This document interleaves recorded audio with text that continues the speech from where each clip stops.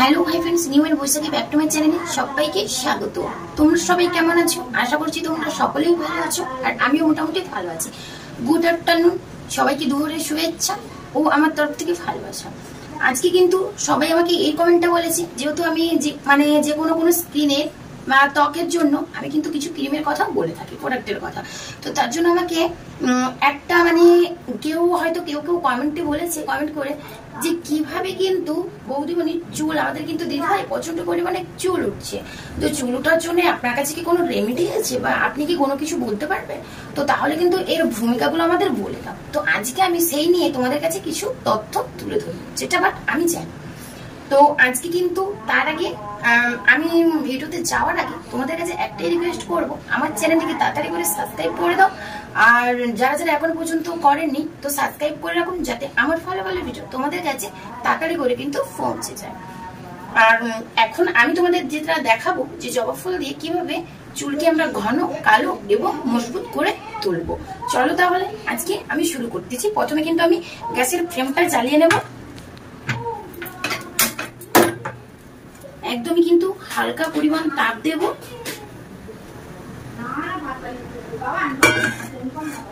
আর এখানে কিন্তু আমি কিছুটা পরিমাণে জবা ফুল নিয়ে নিচ্ছি, কটা করে, আর কিন্তু পাতা। প্রথমে কিন্তু আমি একটু অল্প পরিমাণে সাদা পানি নিয়ে নিচ্ছি।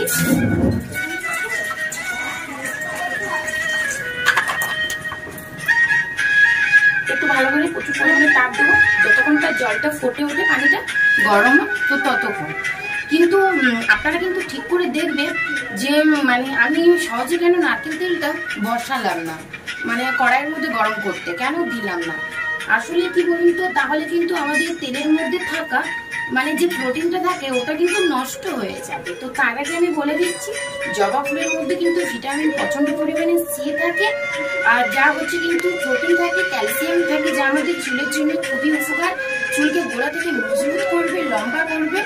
তো আজকে জবা ফুল দিয়ে কিন্তু আমি বানিয়ে নিচ্ছি একটা ছোট করে হেয়ার অয়েল তেল, যা আমরা চুলে সহজেই ইউজ করি। কিন্তু এটা আমরা এর মধ্যে ইউজ করে কিন্তু ভালো করে আমরা এর কিন্তু চুলটা লম্বা এবং ঘন কিভাবে করবো, এটা কিন্তু পেতে পারি, ভালো ফল পেতে পারি। তো চলো আজকে এটাই দেখাচ্ছি।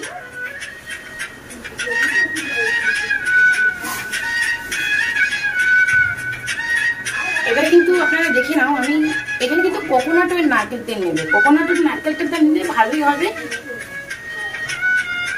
এখানে কিন্তু হাফ কাপের মতন আমি তেলটা নিয়ে নিচ্ছি। দেখতে পাবো বন্ধুরা,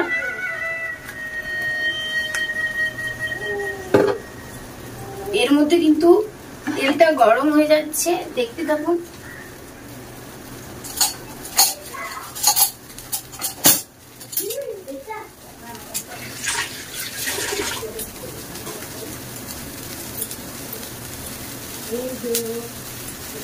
এবারে আপনারা কিন্তু লক্ষ্য করে দেখবেন যে জলের মধ্যে তেলটা যায় কিনা। তো আমার ভালো করে কিন্তু তেলটা গরম হয়ে যাচ্ছে। এবার আমি হালকা ফ্লেমটা কিন্তু ঘুরিয়ে দেবো, যাতে আমার তেলটা উষ্ণ গরম হয়। এবার তেলটা হালকা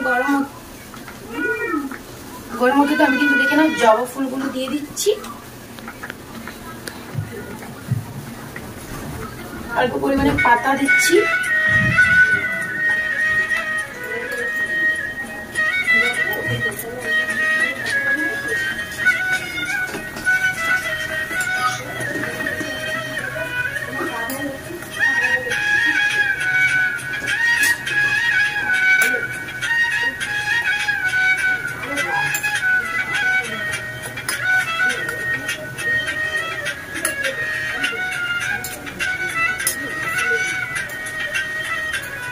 এটাকে ভালো করে এভাবে দিয়ে আমি নাড়াচাড়া করে নিচ্ছি।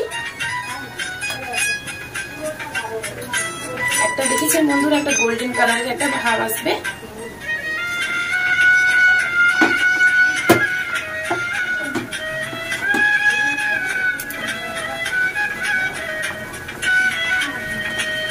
এবারে আমি এটাকে 10 মিনিট প্রথমে ফুটিয়ে নিচ্ছি। তো আমার কিন্তু অলরেডি হেয়ার অয়েল তেলটা কিন্তু হয়ে গেছে, দেখতে থাকুন। একদমই দেখেছেন বন্ধুরা কিভাবে একটা গোল্ডেন কালারের তেল হয়ে গেছে। এটা কিন্তু হেয়ার অয়েলটা আমার বানানো হয়ে গেছে। তো যারা যারা মনে করছেন এটাকে কিন্তু মানে পেস্ট করে করবেন মিক্সির মধ্যে, তো তারাও কিন্তু এই রেমেডিটা করতে পারে।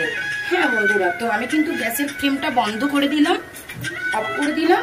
তো এটাকে আমি কিন্তু একটা ছেঁকনির মধ্যে দিয়ে কিন্তু ছেঁকে নেব। হ্যাঁ বন্ধুরা, দেখতে থাকো।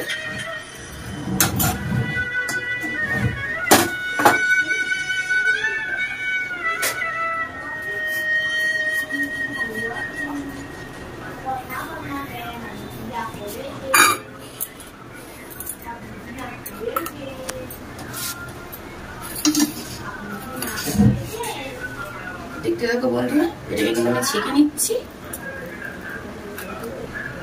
আমার কিন্তু হেয়ার অয়েলটা একদম এখানে রেডি হয়ে গেল। তো এটাকে আমি ঠান্ডা করতে দেবো পাখার মধ্যে, হাওয়ার মধ্যে। ঠান্ডা হয়ে গেলে এটা কিন্তু আমি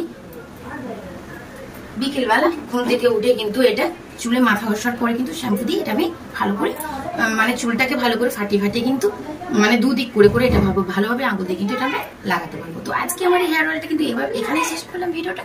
আর তেলটা অলরেডি আমি একদমই রেডি করে ফেলেছি। তো এটা থেকে কিন্তু চুল ঘন এবং মজবুত করে তুলবো। এখানেই আজকের পর্যন্ত ভিডিও শেষ করলাম। সবাই ভালো থেকো, সুস্থ থেকো, দেখা হচ্ছে পরে নেক্সট।